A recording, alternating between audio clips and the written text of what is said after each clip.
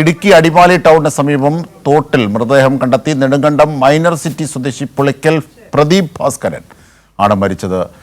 മൃതദേഹം അടിമാലി താലൂക്ക് ആശുപത്രി മോർച്ചറിയിലേക്ക് മാറ്റി. വിവരങ്ങളുമായി ജോസിൽ ചേരുന്നു. ജോസിൽ, എന്തൊക്കെയാണ് അതിന്റെ വിവരങ്ങൾ? അജിംഷാദ്, രാവിലെയാണ് ഇത്തരത്തിൽ അടിമാലി അപ്സര